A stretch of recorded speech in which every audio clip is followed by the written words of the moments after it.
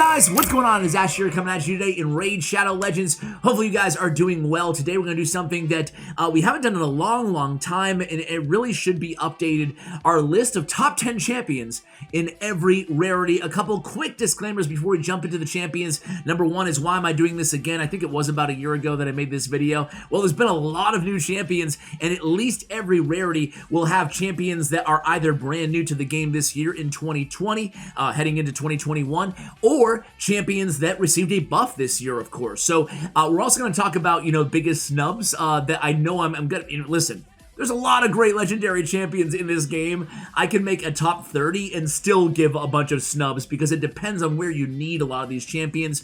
So another disclaimer, basically all these champions in today's video that I talk about, guys, are just if I personally, this is my opinion, okay? If I had to choose 10 champions and only 10 champions to have in every single rarity, these are my choices. That is the criteria. If you guys want to go ahead and let me know who I forgot in each rarity, be sure you would also include who you would take out the list, because these are very tough to do. Anyway, guys, let's go ahead and start out with the rares first. Let's start out with the rares, and let's go to, a couple of the obvious ones to start out today's video, starting with Apothecary, who I consider to be the second best rare champion in the game. Others would say he's the #1 rare champion in the game, but his defensive aura is incredible. Increased ally defense in dungeons by 21%. He has the increased speed, the turn meter. Remember, the increased speed on a 3-turn cooldown is a rare ability to have on a rare champion with the speed boost attached to it. Very unique, and Apothecary is a tremendous champion because of it.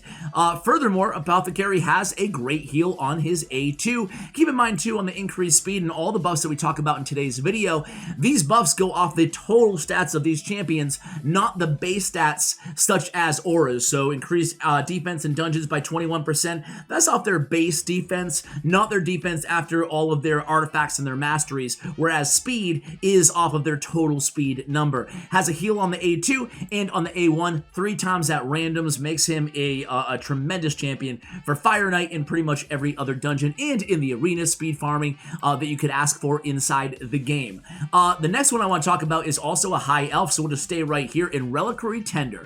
Relictender, I've talked a lot about this champion, guys. She's tremendous. In my opinion, she is, I don't know, definitely top 5 rare champion in the game. On her A3, she has a revival, 30% HP, and fills her turn meter by 30%. Great to have a reviver rare champion who also has an incredible A2, removes all debuffs, a full cleanse from all allies, and then places a continuous heal. The strong version at 15%, the weak version being 7.5 for 2 turns. On a 3-turn cooldown when you fully book her. A champion that you're definitely going to want to fully book, and she's tremendous. It might not strike a lot of you guys at first glance how good this champion is. She is an absolute beast in terms of support, rare champion in the game. Decrease attack on the A1. Those are the only 2 that I have selected here from High Elves. Both of them are a top 5 rare in my opinion. Let's go to good old starting champion Kale. So good old Kale, one of the starting champions, obviously has poison, weak version on his A1, strong version on his A3, a great poisoner, a great DPSer, a great campaign farmer, just a all-around great champion, and he's a starting champion, in my opinion, far and away the best of the 4 stars in the game. However, all 4 of them are serviceable and above average for rare champions. His Acid Rain also attacks all enemies, has an extra 15% chance of inflicting a critical hit, fills a turn meter of this champion by 25% for each enemy killed. That's solid. As with all the stars, has an HP in all battles by 15% on his aura. That is Kale. You guys know a lot about Kale already. Next, talk about Painkeeper. Painkeeper is amazing because she really scales to the end game more so than any other rare champion in this game. I guess Coldheart being the other exception. Spoiler, Coldheart's my #1 rare champion in the game. But Painkeeper's tremendous because she's part of a lot of unkillable compositions in Clan Boss. I, as a matter of fact, use Painkeeper on my main Ultra Nightmare Clan Boss unkillable team with 2 Maneaters, a Dracomorph, and a Seeker. More on those champions coming up soon. So combat tactics, her A3 decreases the cooldown of all ally skills by 1 turn. Great ability to have. She also has a HP and faction crypts, whatever on that aura.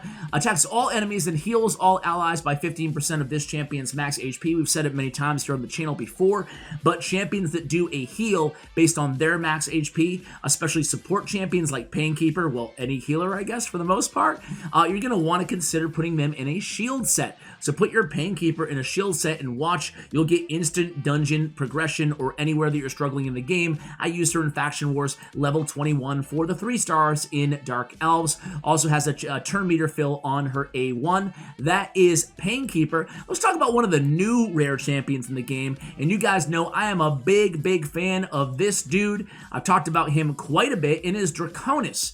Draconis is unique because he's a great AoE shield champion for a rare. On his A1, heals the ally with the lowest HP by 7.5% of the damage inflicted. Great to have. A nice little spot heal on the ally who needs it most. On his A2, places a shield buff on all allies. 15% of this champion's max HP. Again, max HP, all allies should tell you, hey, shield. If you have the gear, you have the artifacts available, put this dude in a shield set. Attacks one enemy, removes all debuffs from the ally with the lowest HP, then heals them by 25% of the damage inflicted. So it's an attack on a 4-turn cooldown. He's got a full cleanse off one ally, and then a 25% heal. Just make sure when you're doing his masteries, you get all of those healing masteries on the support tree as well, along with the shield, because he's putting that shield on your allies. He's a tremendous support champion. I would say he would round out my top 5. So again, my top 5 rares would be, well, let's go ahead and talk about it right now. How about that? Would be Coldheart. Where are you, Coldheart? There you are. Would be Coldheart, Apothecary, Relictender, Draconis, and actually we haven't talked about the last one, but we'll get to him in a minute. Coldheart on her A3. This is why, man. I mean, well, actually her A1 is tremendous. A 4-hitter on her A1. That is, it doesn't matter what else it does, right? Heal reduction, just kind of ignore that. I mean, it's good to have. She's a beast. She's an S-tier, SS-tier champion for Fire Knight, man. You can't get better than Coldheart for Fire Knight. It's really her and Lysandra, who is a legendary champion, right? Tremendous.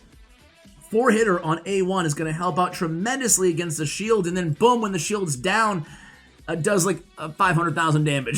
She does a ton of damage with a full turn meter depletion on her Heartseeker ability. She is the best champion in the game for Fire Knight, and she is the best champion in the game for Spider. And those are two very important dungeons. She scales into the late game better than any single rare champion in this game. You see players in the end game, players who have every legendary in the game, you know, and they'll still use Coldheart. That says a lot about this champion, and I score end game viability really big in terms of factoring in where I'm ranking these champions, because I want to invest in a champion that's going to last me the long run, right? I'm going to be able to use them all the time, not just kind of graduate after I invested a ton of resources in them.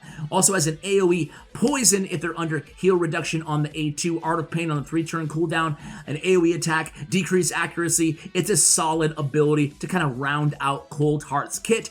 Just keep in mind she is very squishy and very slow at 738 and 94. So I did mention another guy in my top 5. I felt like I mentioned like 15 champions in my top 5 so far.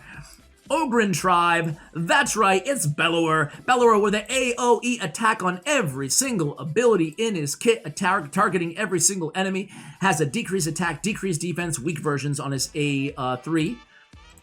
On A1 has a block cooldown skills. On his A2 has a decreased speed. Again, a weak version of all of these debuffs, but he's putting out a ton of debuffs and a ton of AoE attacks. You should consider putting him in a stun set to get the full utility from this champion. Also has speed in Fashion Crisps by 15%. Again, kind of a whatever ability, but I really love Bellower, and he would be my 5th favorite rare champion in the game behind Draconis.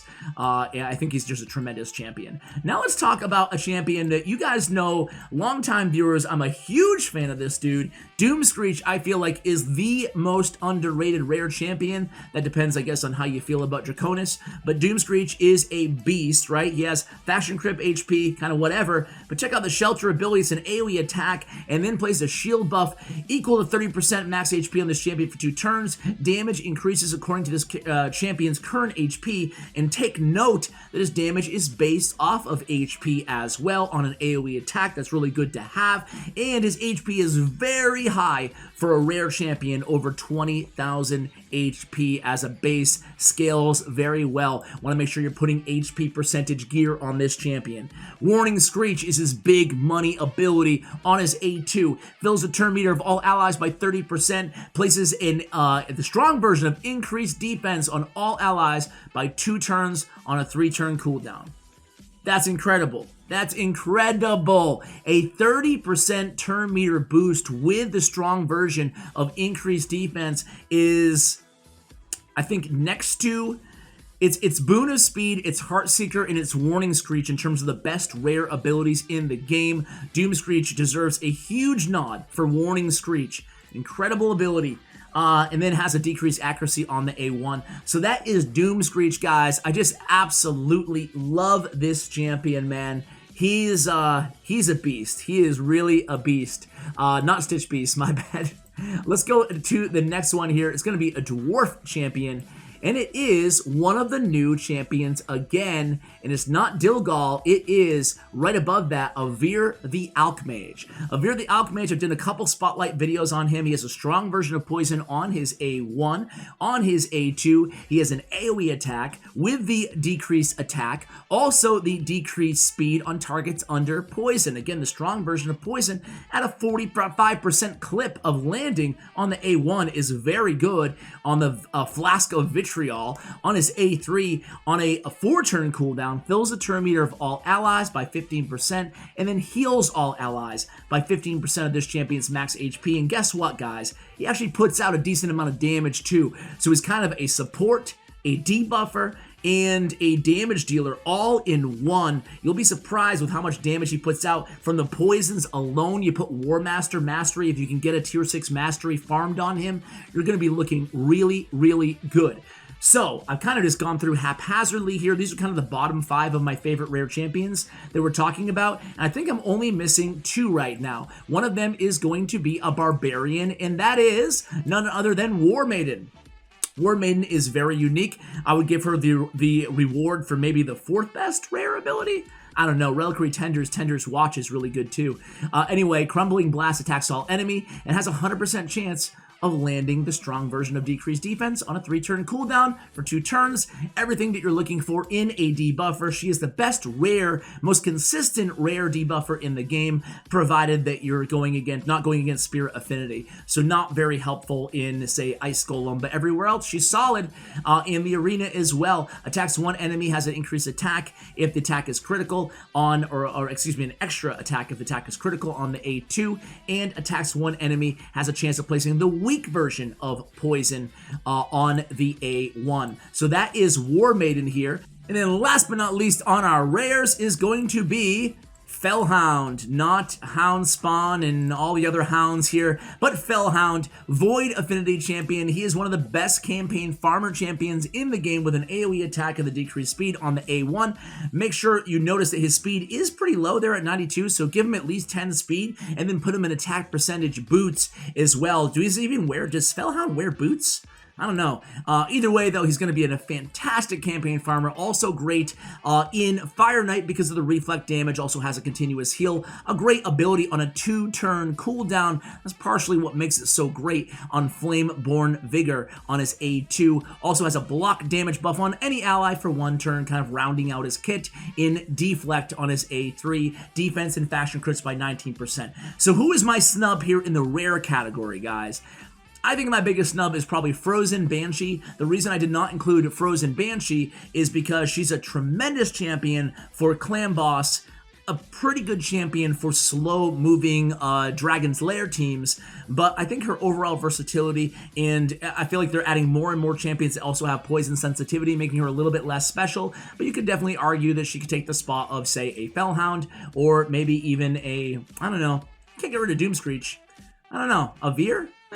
I don't know. You guys let me know. Do you think I was snubbing Frozen Banshee there? She's definitely the champion that I could have put on.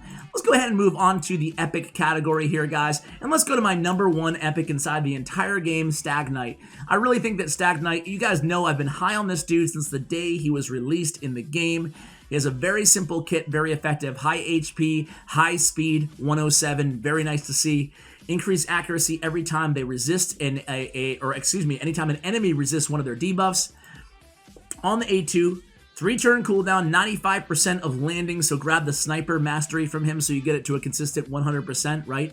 Has a decreased defense, decreased attack, both the strong version, 3-turn cooldown, last 2 turns, the perfect debuffer to have on your squad. He's incredibly consistent and also has a decreased speed on his A1. That's Stag Knight, man. I mean, what can I say about this dude? He is just a centerpiece, I'm sure, to so many of the players who actually have that champion. He's so good. If you have him, I bet 99% of the people who have Stag Knight run Stag Knight. He's that good in a lot of different teams. Everywhere besides Dragon, he's really, it's interesting, right? I said very early on that he's better than Tyrell. He really is, because Tyrell's debuffs are on a 4-turn cooldown, whereas Stag Knight's more consistent, laying them every 3 turns for 2 turns, aside from obviously affinity matchups. But Tyrell's still probably definitely top 5. But I think that Stag Knight really takes the cake now for the best overall, whereas when I started the game a year and a half ago or so, it was everybody talking about Tyrell as the #1 far and away epic champion. Of course, back then we didn't have Miscreated Monster either, and here he is. Miscreated Monster also, I would say, my #3 epic champion in the game, my #4, somewhere in there, has a stun on the A1. His damage is based off HP, very high HP, almost 23k. Has an AoE stun, has an AoE shield on the A2 on a 3-turn cooldown. Lightning Storm is an ability that I've leaned on so incredibly heavily in so many dungeons, especially Ice Golem and Spider, that I can't even say enough good things about this dude. Also has an Ally Protect, continuous heal on himself on a 4-turn cooldown. That continuous heal lasts 3 turns as well. So nice to have Ally Protect. We always talk about Ally Protect as being one of the more underrated abilities, support abilities in the game. It's a tremendous support ability, taking 50% of the damage dealt to your allies on a big beefy champion like Miscreated Monster. Also place a fear on the attacker for 1 turn whenever an ally is attacked while under that Ally Protect. Man, what can I say about Miscreated Monster? He's an absolute beast, has HP in arena battles by 33% as well. Let's go ahead and talk about the champion that was introduced to the game the same last Halloween of 2019. It's Madam Serra. She's my #2 epic champion in the game, guys. On her A1, she has a fear.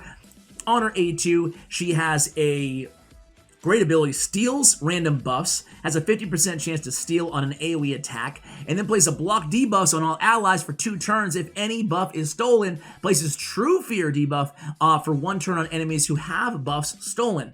Wow, Trick or Treats is an incredible ability. I just wish she wouldn't default to this. Instead, I'd rather have her default to Midnight Ritual, which is her A3. But, beggars can't be choosers here. She's still a tremendous champion. And the cool thing about this is True Fear, as you guys know, Fear and True Fear, what's the difference? I'm sure most of you probably know, but Fear, when you lose the ability, you have a 50-50 of not getting a turn, essentially. It will not put that skill on cooldown. With True Fear, it will actually put that skill on cooldown if you lose the turn. A great ability to have. Midnight Ritual removes all buffs from enemies, and then places decreased attack and decreased defense on all enemies for 2 turns. Wow. Tremendous ability. Even reading it right now, it's just like, wow, that's so broken, man. Not just for the decreased attack and the decreased defense, but the removal of all buffs from enemies. For Arena, makes her probably the epic champion you see most often in Platinum tier Arena. That's it, ladies and gentlemen. Madam Serra also has a shield buff. It will 10% of her match HP at the start of every turn. When attacked under the shield, has a 35% chance of placing a fear on the attacker. That is Madam Serra. What an absolute beast of a champion. Let's go back over to High Elves here, guys. Talk about a guy who, man, one of the best dungeon nukers, the best dungeon nuker in the game, right? It's Royal Guard. On his A1 has a decreased defense, strong version. On his A2, takedown. This is what it's all about, ladies and gentlemen. Attacks all enemies. Damage increases according to this, or their max HP. So it's a ton of damage. It's like the Coldheart Heartseeker ability. There's a lot of champions, or not a lot, but there's a handful of champions who have this ability, and they're all absolutely incredible. Damage based based on enemy max HP it makes him a tremendous nuker, and takedown does a ton of damage. Spiders, I run him in Spiders, I run him in Ice Golem, and I run him in Dragon's Lair on my main teams. He has a decreased speed 4 times at random on his A3, and he has increased attack in dungeons by 35%. That's a very, very strong attack aura, stronger than most legendary attack aura champions, so just adding even more power to his kit. Has a nice high attack with great multipliers on that 1531. So that is Royal Guard, definitely one of my favorite nukers in the game. We talked about him briefly. Right next to him is Tyrell. So let's compare Tyrell and Stag Knight. Tyrell has the decreased attack on his A1, which is nice. Tyrell's damage is also based on defense, so he's got that going for him where you can build him to be tankier than Stag Knight if you want to get damage out of this champion, and both these champions actually put out good damage, Stag Knight and Tyrell. Attacks all enemies, has the decreased defense, strong version, 4 turns, but on a 4-turn cooldown, last 2 turns. You basically have 2 turns without the decreased defense on your enemies. Also has a chance of placing sleep. Decreases a turn meter by 50%.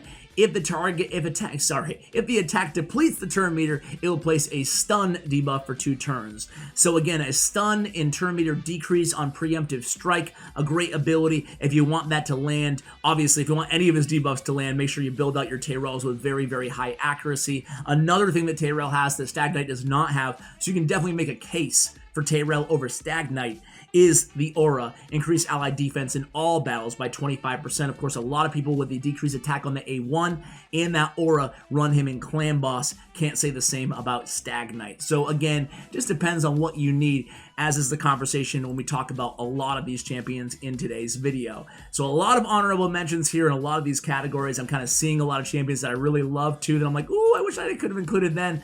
There was a few of them there on High Elves. But let's go ahead and go to a guy who, man, did everybody in the game sleep on Seeker for so long? I think a lot of people knew he was good, but a lot of people just used him as an arena speed booster, and that was it. First off, let's talk about a provoke on the A1. Very handy to have that really strong provoke on the A1. It's even more handy when we look at his A2 in just a second, but that has, what, a 50% chance of landing on the provoke. On the A2, fills a turn meter of all allies by 30%. 30% turn meter boost, just like Doomscreech on a 3-turn cooldown, and then has an increased attack buff on all allies for 2 turns, and then, the real good stuff, grants an extra turn.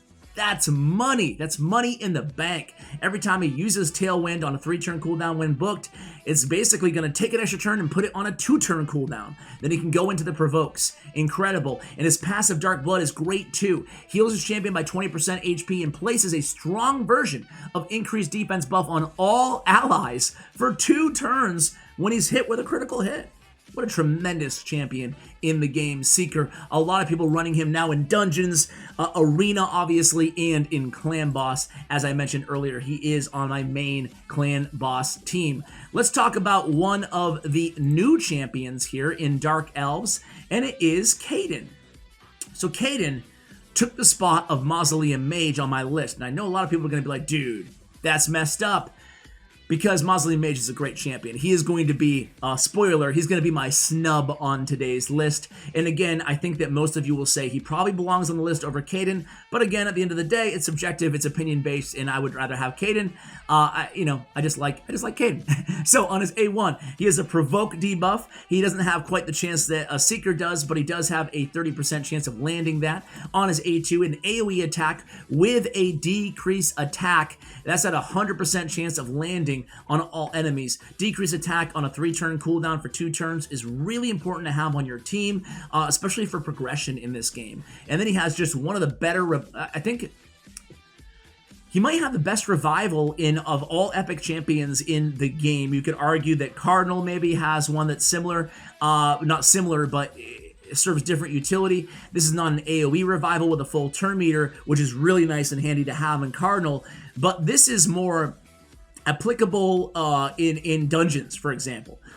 revives 2 random allies with 50% HP, and places a 60% increased defense buff on them for 1 turn, and that's on a 4-turn cooldown. You know what the thing is when you revive an ally with 30% HP, like Relictender, for example, I mean, odds are they're going to be attacked because it's going to be the ally with the lowest HP on your team, and they'll just die right after they're revived. But with Maiden, that's not going to be the case. They're going to have 50% HP, which is a nice amount of HP to have. It's going to be 2 allies and not 1.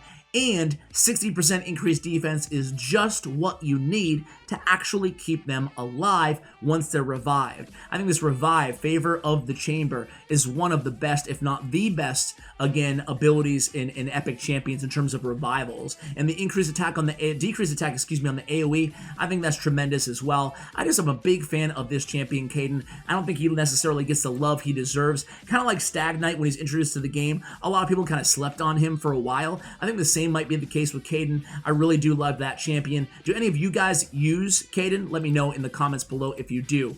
Let's go ahead and talk about Skullcrown. Skullcrown, one of the OG champions in the game. She has a speed in arena battles by 23%. She's an arena beast. Also a Faction Wars beast. I put her in a stun set because you can place 2 hits on this A1 on your first hit on the targets because it places an extra 1 if the target has more than 50% HP. Pretty nice to have. An AoE attack, hard-hitting, corrupting touch on a 3-turn cooldown. That's her A2. So both of her active abilities are, again, AoE attacks. Hard-hitting nuker is Skullcrown. Also has a chance of placing that weaken on the A2. Nice to have. And then has an unkillable buff on this champion for 1 turn every time their HP drops below 20%. To the ire of many a player out there, it's so annoying to go against a Skullcrown, especially in the arena, because of the resilient passive. And again, I would say she's probably on defense at least, the number 2 champion that you see in Platinum tier, especially lately. The meta has changed a little bit into the effect of where you see Skullcrowns now with Swift Parry sets, just very difficult in revivers on her team. So you see her as kind of the only nuker on teams in Platinum where it's just so difficult to kill her because between her unkillable, between a Swift Parry set, and then having revivers on the team too, Skullcrown just never seems to go away. So again, not a ton of Skullcrowns in Platinum, but you see them popping up more often than you did in a while, almost like a year ago when you saw Skullcrowns much more often. So that is Skullcrown. Who am I forgetting here? I have Stag Knight, Miscreated Monster, Madame Serra, Royal Guard. Okay. Let's talk about, we have to put him on every list because he's so unique. Because he's the only champion in the game who has counterattack that's not legendary. And that's Skullcrusher. Has an ally protect and a counterattack on all allies for 2 turns on a 3-turn cooldown. Unkillable on himself as well. So it's really nice to have, again, that strong ally protect and the unkillable on himself with the counterattack buff on all allies. Just a, I don't know, he's like one of you have to give him a nod, at least I feel, on every top 10 list in Epic because of how unique this ability is in Stonewall, right? No one else has it. Has heal reduction on the A1, and then has the decrease the duration of all debuffs on this champion by 1 turn at the start of each turn. Also nice to put this champion in lifesteal because his A1 actually hits pretty hard, and with the unkillable, sometimes after you use this ability, he's left with like 1 HP, so it's nice to have a little bit of self-healing on him as well. I, as a matter of fact, do have him built out in a lifesteal set. The last champion that I have for you guys, and again, you can tell me if I should have put the mage on here. Another champion too, Grush the Mangler. I'm sure a lot of you guys are going to be mad that I didn't include him on the list. Again, especially as we get to Legendary, just wait. There's going to be like 50 champions that are all amazing, right? So anyway, Maneater, I hope you guys can appreciate the spirit of the video despite me snubbing a million champions. It's tough to do. Try to do it. So Pummel attacks 1 enemy, places a strong version of decreased attack buff on all enemies if it's critical. Dude, I've mentioned this before on the channel, but this would be like some champions' like main ability, you know, like Infernal Baroness, for example. That would be her big money ability. That's on his A1, an AoE attack with a 1-turn cooldown essentially, right? And then Siphon is incredible. Attacks 1 enemy on a 3-turn cooldown. Fully depletes the target's turn meter. That alone should be amazing. But then it fills this champion's turn meter equal to the amount the target loses. That's tremendous, man. And then the ability that everybody knows him for because of the unkillable comps, But even aside from the unkillable comps, he's a great champion because of those two, A1 and the A2. But it has the unkillable and block debuffs buff on all allies for 2 turns on a 5-turn cooldown. So really good. He receives a little bit of damage, negligible amount of damage that it receives there. So that is Maneater, and that is my list, guys, for epics. Caden, Seeker, Tyrell, Skullcrown, Maneater, Skullcrusher, Royal Guard, Madame Serris, Miscreated, and Stag Knight. Let's get into the legendaries, but first I need a sip of water. Alright guys, let's bust through this because, man, this is going to be a long video. Very ambitious to try to rank all these champions in the game. Arbiter, not the #1 champion in the game, probably ranked 5 to 10 in my mind, but she's you know, one of the OG champs in the game, right? She has the speed in arena battles by 30%. That's why you see her as a speed lead in so many arena battles. She also has an AoE revival and the turn meter of all allies by 20%, and you can use this as just a turn meter fill to kind of cycle if you want to in the arena. You don't have to. You can use it without having to revive, but if you do revive, you get an extra turn. On the A3, her speed booster fills a turn meter of all allies by 30% and then places increased attack on all allies for 2 turns, heals all allies by 25% of their max HP if they have less than 50% HP, and Mentor of Heroes. So it's a heal, a turn meter, and an increased attack. On the A2, it attacks all enemies 1 time. An AoE attack does very, very little damage. She's not a damage dealer, obviously. Has a 100% chance of decreasing the duration of all enemy buffs by 1 turn. Very nice to have in the arena as well, where a lot of enemy teams have at least 1 buff. Sometimes multiple buffs, they all get reduced. Attacks 1 enemy 2 times. Good against Skullcrown too, because you can get rid of that unkillable, right? Has a chance of placing the weaken on the A1. That is Arbiter. Nice high speed at 110 as well. You guys pretty much know Arbiter. She's an absolute beast still in the game. My big snub, there's going to be so many snubs, is going to be probably Lysandra, one of my personal favorite champions in the game, but she did not make my top 10 because it's so difficult to actually do this. Number 2 is actually Badalcazar. Now, he was kind of on the cusp. A lot of people, when I started playing this game, again, about a year and a half ago, a lot of people said Badal was the #1 champion in the game, but power creep, there's been so many new amazing champions that have been added since that I think that Badal has taken a little bit of a back seat, but he's still tremendous. He still does make my top 10 today. He has a heal on the A1, but he puts out so little damage that the heal is really small. On the A2, a cleanser removes all debuffs from all allies, 2 continuous heals, and 2 poisons on all enemies for 2 turns. Malice, even today, going into 2021, a couple months away, still one of the best abilities in the game is Malice. All allies inflict 20% more damage against targets under poison debuffs. He is an amazing clan boss champion, amazing dungeon champion as well, namely Dragon's Lair, has crit rate in all battles by 25%. So you can kind of, some people actually build a team around him, just going with 75% crit rate on all of their nukers and just use him as an aura lead if you can get away with it, although that's very rare to see. So that is Badalcazar. Let's go to one of the new champions here, guys. And oh, dude, this is so hard, man. This is so hard. I think everybody's going to kill me for not having Mashaled or Nethril on the list. Again, there's just so many champions. Mashaled has crazy multipliers, and Tornado's an insane ability, but I don't know. I guess you can make a case that he I don't know. This is so hard. This is so ridiculously hard. Let me just go to a no-brainer. She's my favorite champion, I think, that I own, and it's Siphi the Lost Bride, even after the nerf. So Siphi's incredible. She's a sleep or a heal on the A1. Sleep is very handy in the arena in these long, drawn-out battles in Platinum Tier Arena. But this, even though they increase the cooldown by 1 turn, Whirlwind Romance is still an insane ability. Block debuffs for 2 turns is unique and incredibly strong to have that on a 2-turn 2-turn application. And then fills the turn meter of all allies by 10%, and the strong version of increased defense, and the strong version of increased speed. Are you kidding me? Even on a 4-turn cooldown, it's still an insane ability, guys. And then revives a single ally with 55% HP and a full turn meter, and increase attack and increase crit rate.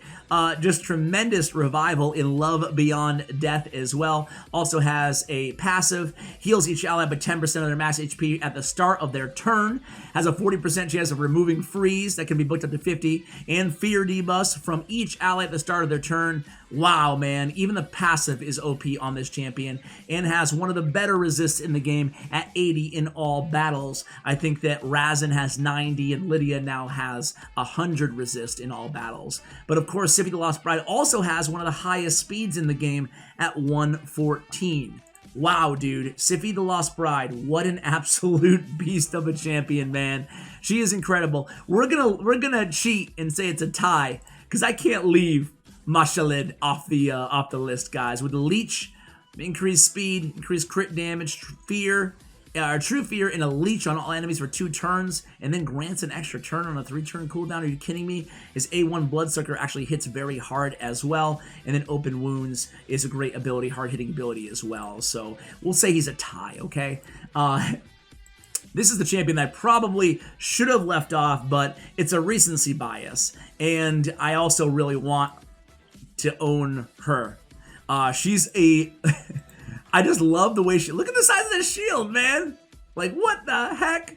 Ursa Warcaller. Her kit is... all these legendaries kits are long, so we'll try to be brief again. Block cooldown skills for 1 turn, and that's at a 60% chance. Her damage is based off HP. She has very high base HP at 23k, and very high defense at 1531, and very high speed at 108. Doesn't look like she's that fast, but I guess she is. On the A2, it's an AoE attack. AoE attack, decreased crit damage debuff, 50% decreased attack debuff for 2 turns on targets whose attack is higher than their defense, plays a 30% decreased speed debuff, and a decreased defense debuff on targets whose attack is lower or equal to their defense. So doing exactly what you want to do on a 3-turn cooldown against exactly who you need it for. I like these targeted debuffs. Has an ally protection on all allies except this champion for 2 turns, and then a strengthen buff on this champion for 2 turns on bottoms up, her A3. Her passive decreases the damage all allies receive from critical hits by 30%. This champion instead will receive that damage. Wow, that's tremendous to have that built-in 30% soaking up all the damage received, and then has an HP in all battles by 33%. And again, her base stats are money for keeping her alive. She's going to be taking all that extra damage. There's some arena teams that are so difficult to get by, but even in dungeons, even in progression, Ursa Warcaller is fantastic. Great champion. Let's stay here for a second and talk about Valkyrie. So Valkyrie, I mean, I personally rank Valkyrie maybe 3rd best champion in the game because of Stand Firm. It's one of the best shield abilities in the game with Sir Nick as well in Miscreated Monster, I guess.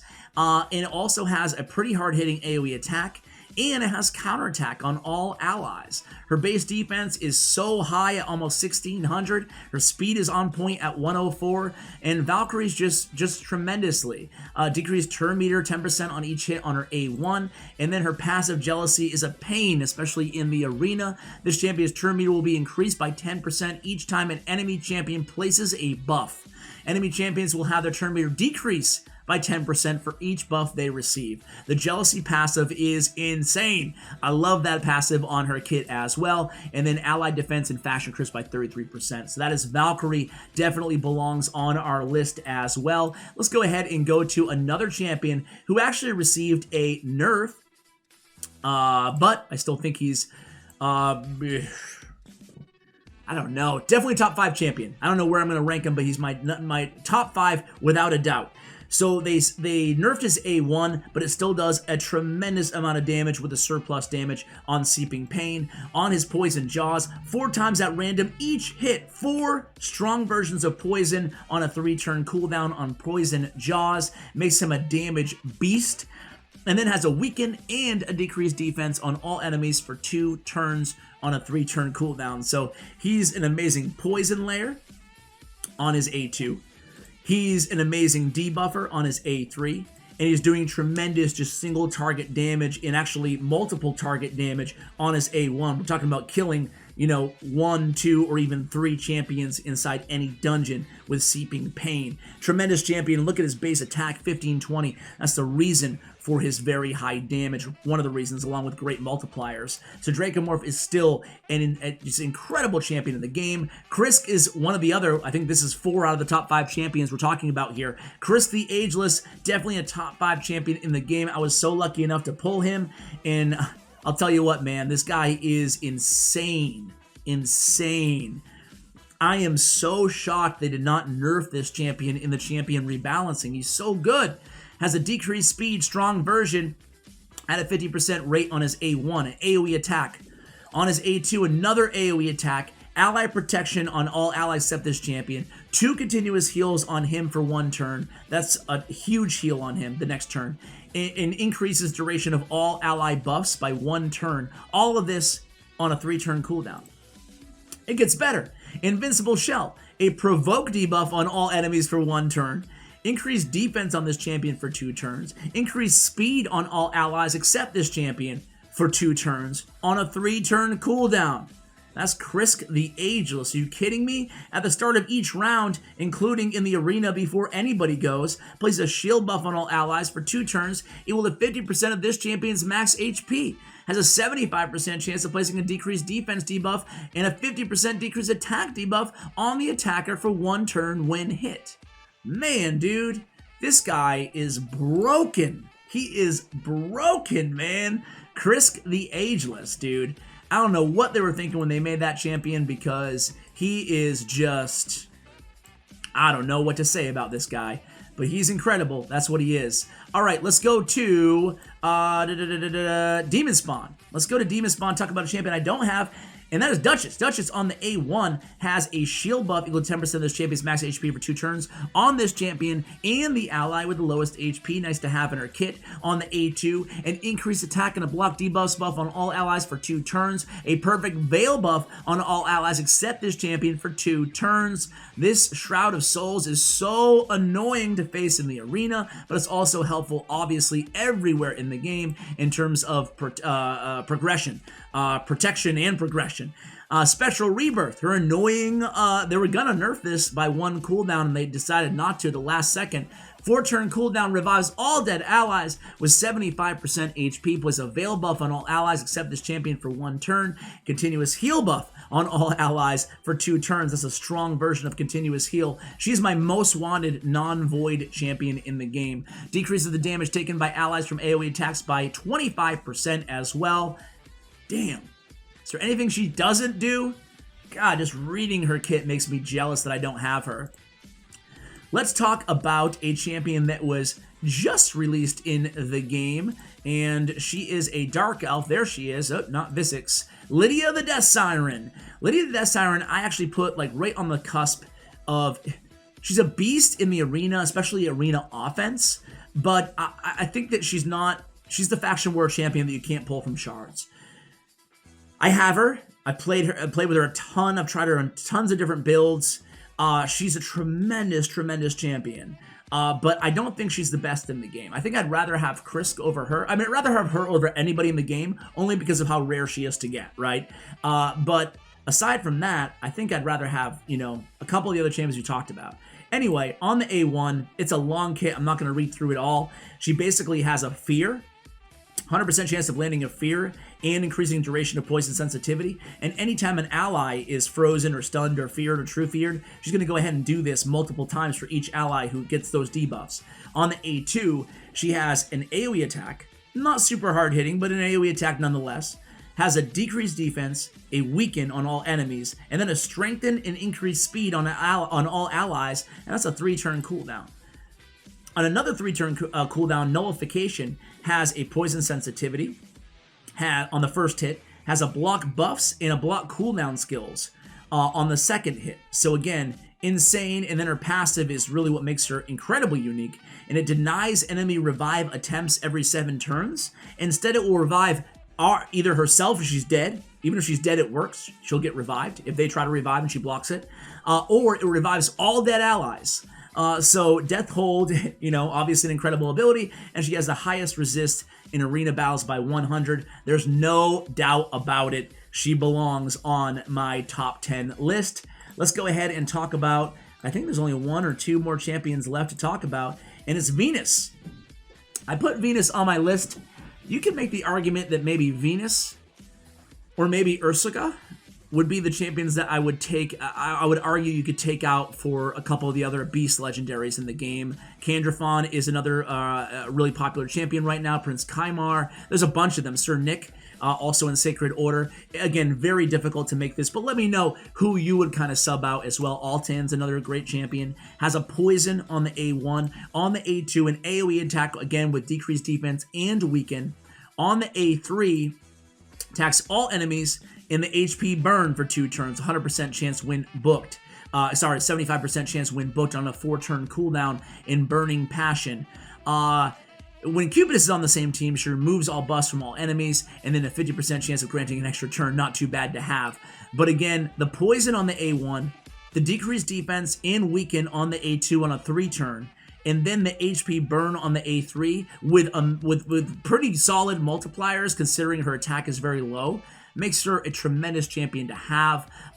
You know, I don't know, we'll make her like a 10-way tie with all the other amazing legendaries we left off the list. So we did Bad L, we did Ursa, Arbiter, Duchess, Venus, Valkyrie, Dracomorph, Lydia, Krisk, and Siphi. That is the video, guys. It is a long one. I want to thank everybody who watched all the way till the end. And again, have at me, guys. Let me know in the comments below which champions I was wrong about, which champions I forgot about, all the snubs. I appreciate you guys watching. If you enjoyed the content here on the channel, I invite you to subscribe. Thank you for watching, and as always, take care, guys.